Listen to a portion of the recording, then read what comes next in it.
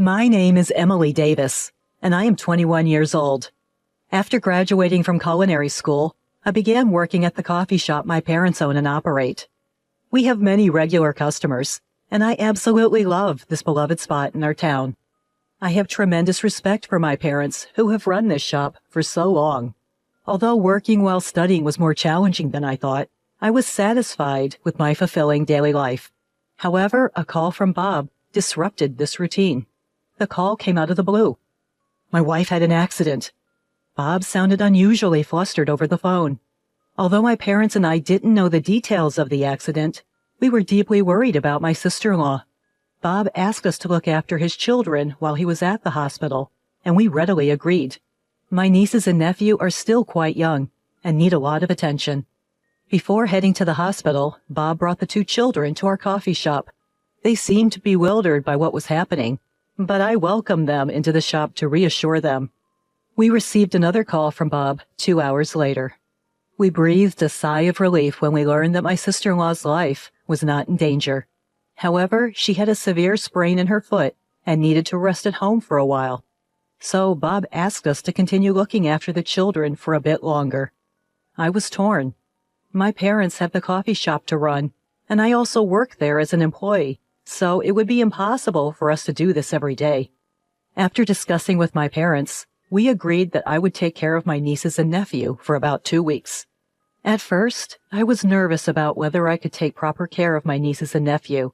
However, they quickly warmed up to me, and they were well behaved without being particularly demanding, so I managed to pull through. When things got tough, as I was not accustomed to looking after children, my mother was there to support me. 2 weeks later, the need for me to look after my nieces and nephew had passed, and life returned to normal. But then, I received another call from Bob. He said, "My wife is still not feeling well. I would appreciate it if you could look after the kids when she asks for help." Honestly, I wasn't sure what to do at the time. In the end, I couldn't bear to leave my nieces and nephew unattended, so I replied, "I can do it occasionally." Sure enough, just a few days later, my sister-in-law sent me a message saying, "Could you watch the kids tomorrow?" I replied, "Okay." On the day my sister-in-law had requested my help, I went to pick up my nephews in the morning, dropped them off at kindergarten, and then brought them back home in the afternoon to take care of them. My mother occasionally dropped by to check on things. In the evening, after dinner and a bath for the kids, we waited for Bob to pick them up. When Bob arrived, I handed him the dinner my mother had brought for him and his wife. He said, "That's a lifesaver," as he took the children and went home. Honestly, I wondered if all this was necessary, and I was exhausted from the unfamiliar tasks. However, I couldn't leave Bob's family to fend for themselves. Both my mother and I did what we could. Then, a few days later, I got another message from my sister-in-law. "Could you help out with the kids again?" Just like the previous time, I went to pick up the children in the morning and headed to the kindergarten. The kindergarten teachers seemed to have remembered me, which made the drop-off process smoother. The boys waved goodbye, saying, "See you, Emily," and happily went off to kindergarten without any fuss. After that, I helped out at the cafe where my parents worked. However, it was only a short while before it was time to pick up the children again. My father pointed out the time, and I quickly left the cafe. At the kindergarten, there were already a few people waiting to pick up their children. As I waited for the boys to come out, someone called me from behind. "Emily?" I turned around in surprise to see a senior I knew from school. "Ashley?" It was an unexpected reunion. "Long time no see." She told me her child was also attending the same kindergarten as my nephews. I wanted to chat with Ashley, but it wasn't really a situation where we could stand around and talk, so we exchanged contact information and parted ways. The next day, Ashley came to the cafe during my shift. My parents, seeing the situation, told us to take our time and chat when there were fewer customers. I decided to take advantage of my parents' offer and chat with Ashley. It seemed that Ashley, my senior from school, really took a liking to our cafe, which made me quite happy. However, she suddenly became serious, as if she remembered something, and began to speak. "By the way, I saw your nephew's mom the other day." I blinked in surprise at the unexpected topic and just nodded in response. Really? Yeah, I didn't speak to her, but I have talked to her before, so I'm certain it was her. But there's something. Ashley seemed to struggle to find the right words, piquing my interest, so I urged her to go on. The contents of her words left me astonished. Moreover, it seemed my mom overheard Ashley's conversation, and our eyes met. After Ashley left, I asked Mom what she thought about what had been discussed. Let's keep an eye on the situation a little longer. I nodded in agreement. Then, one day, I got a sudden call from Bob. I couldn't pick up immediately, and the call ended, but noticing multiple missed calls in my call log, I quickly called him back. What the hell is going on? I was confused and asked him back. What? What happened? Bob spoke in a voice that seemed to suppress his anger. Apparently, he went home to pick up something he'd forgotten and found the kids home alone in a house that should have been empty. I was shocked at Bob's story. At the same time, a question arose. Why am I the one being yelled at? My question seemed to further ignite Bob's anger. My wife told me she asked you to take care of the kids today, and yet you left them alone, and you have the nerve to talk back to me? I was taken aback by Bob's words, but there were several things I couldn't agree with, so I retorted. Yes, your wife sent me a message, but I told her I couldn't do it today. Mom fell ill last night, and we are short-staffed. I have to work at the cafe and don't have time to look after the kids. Upon hearing my explanation, Bob went quiet. According to my wife, then asked me a question. She said every time she asked you to take care of the kids, you complained and demanded to be paid. Is this true? I couldn't help but raise my voice in the middle of the conversation. What? I've never said anything like that. I've never explicitly asked for money I've spent on the kids, and Mom should know that too. If you have doubts, why don't you ask her? When I retorted in an angry tone, Bob fell completely silent. Then he muttered, So what was that story about the money my wife was talking about? I have no idea. You should ask your wife about it. When I stated clearly, Bob, sounding tired, said, I'll do that. Although I was hesitant to pile on with my next revelation, I couldn't stay silent after hearing the current conversation and decided to share what I'd heard from Senior Ashley. After hearing the story, Bob said in a genuinely exhausted voice, Give me some time to think, and hung up the phone. Afterwards, as I started to calm down, I became worried about Bob and decided to tell Mom what I had said to him. A while passed without any word from Bob, and during that time, my parents and I were worried. However, a few days later, another message arrived from Bob's wife. It was the same as usual. She was asking me to take care of the kids, and at first, I thought of refusing. I had been doing so much for her and the kids out of goodwill, but knowing that I had been talked about behind my back, I felt ridiculed. But Mom stopped me. She told me to contact Bob before replying to Bob's wife, and I forwarded the message to him. A few minutes later, a reply came from Bob. It seemed he had been distressed, but he seemed to have made up his mind after my message. After hearing Bob's feelings, I replied to Bob's wife, Okay, and went to pick up the kids as usual. After taking the kids to kindergarten, I contacted someone.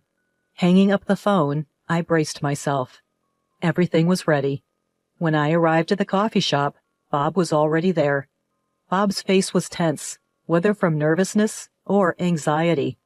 It was the first time I saw him like this, and I hesitated about how to approach him, but then Mom went up to him and said, I'll pick up the kids, so don't worry. You need to see for yourself and focus on talking things out with your wife. Emily, I'm counting on you. Bob, looking startled by Mom's words, nodded. Then I nodded back at Mom, too. Okay, I'm off. I set off for Bob's house along with him. Bob paused in front of his house, fumbling for his keys. I noticed his hands shaking, but pretended not to see. Faint voices of my sister-in-law and a few other women were audible from inside the house.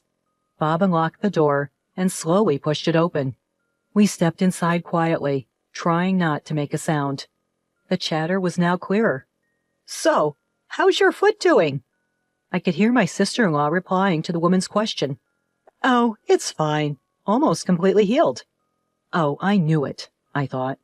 The strange feeling I'd had recently seemed to be resolved. For a moment, I was distracted, but I snapped back to attention and focused on what my sister-in-law was saying. But once it's fully healed, my husband will probably find out, and I won't be able to laze around like I can now. Oh, right. Your sister-in-law and her parents are looking after the kids, aren't they? How lucky! Yeah, really lucky that Emily isn't married. I'm so grateful to have an unemployed single homebody living at home. Hearing my sister-in-law's words, I felt my body getting hot with anger. I had suspected that we might be being exploited by my sister-in-law, but I hadn't imagined she would think this way. I reached my limit, burst open the door to the living room, and stormed in. My sister-in-law looked shocked when she saw me. I glared at her and said, "Yes, I'm not married and I'm living at home, but I'm not exactly idle. I thought we were helping out because you guys were in trouble. I didn't think you would talk about it like this." But my sister-in-law seemed more interested in why I was here and how I got into the house. She looked at me and said, Why are you here? How did you get into the house?" I felt a tap on my shoulder and stepped back. When she finally noticed Bob, her eyes widened. In a voice as cold as mine, if not colder, Bob said, "I let us in. You've been lying to me all this time. You're the worst. You've been using the money I gave you for yourself instead of giving it to Emily, haven't you?" My sister-in-law turned as white as a sheet. I approached my sister-in-law's friends and told them it was time to leave. Everyone left with awkward expressions on their faces. Among them, there was one person who made eye contact with me as she left. That was Senior Ashley. Ashley had previously had interactions with my sister-in-law. However, she seemed to have some concerns about my sister-in-law's recent behavior, and when we unexpectedly met again, she offered to help with this situation. Once all of the friends left, my sister-in-law began to talk, crying. To make her story short, this was the story she excused. Ever since the birth of their second child, taking care of the kids became increasingly difficult. But Bob was always busy with work and couldn't help with childcare or housework, which was tough. When she got injured, my mother and I began to help out, and things got a lot easier. Because of this, she ended up relying on us. About the money Bob gave her, she had not had any disposable income since getting married, and she couldn't resist using the money because of this. Frankly, I wasn't convinced by my sister-in-law's excuses. Perhaps sensing my feelings, Bob suggested it was time to leave for the day. I took his advice and left Bob's house. When I got home, my mother was waiting with a worried look on her face. It seemed like my dad was looking after my nephews, so I took this chance to explain everything to my mother. She made a complicated expression and said, "I see. It's a problem between those two now," and went back to my nephews. I followed her. My nephews, who knew nothing of the situation, greeted me with smiles and called out, "Aunt Emily!" Although I felt a complex mix of emotions, I did my best not to show it on my face and responded to my nephews. Several hours later, Bob returned home. He said he would be staying at our parents' house for the night.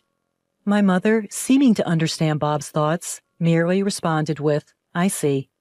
After putting his kids to bed, Bob explained his decision to our parents and me. "I won't divorce her this time, but if she repeats the same mistake, then I'll consider divorce. Emily, I'm sorry for what you've been through. And you too, Mom." "No, it's okay, but are you sure that's what you want, bro?" Worried about their relationship, I asked Bob. He nodded and said, "Yeah, after talking to my wife, I realized I'm partly to blame too. We've decided to give it another try together." I asked Bob what he meant. He said, "I've been all about work and never really paid attention to my wife. I also left the kids entirely up to her. I now realize that this might have put undue pressure on her, and I've been unfair to our kids. I should have spent more quality time with them." Listening to Bob, I honestly had mixed feelings, but Mom said, "I get it. As an individual, it's hard to forgive what your wife did to us. But as a wife and a mother, I can't say I don't understand the feelings at all. If this is the decision you both have made, I won't oppose it, but make sure you don't involve others in your problems again." At Mom's words, Bob nodded, biting his lip.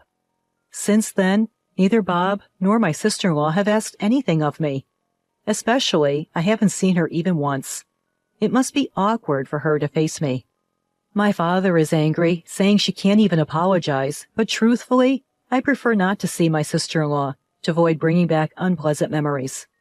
When I told Bob this, he promised, "I understand. I'll try to avoid having you and her meet as much as possible." Thanks to that, my everyday life returned to normal. Hearing the sound of the bell, I turned around. At the entrance stood Bob, with my nephews at his sides. Letting go of Bob's hand, my nephews raced over to me first, calling out my name. "Aunt Emily!" I happily responded with a smile to my adorable nephews. While the kids were chatting with my parents over cake, Bob quietly told me that although sister-in-law was remorseful, however, she disliked the kids going to see me because they were fond of me. But hearing that, I couldn't help but think she had brought it upon herself. There may come a time in the future when I have to face her again. However, right now, it doesn't seem likely that I will forget what sister-in-law did to me anytime soon.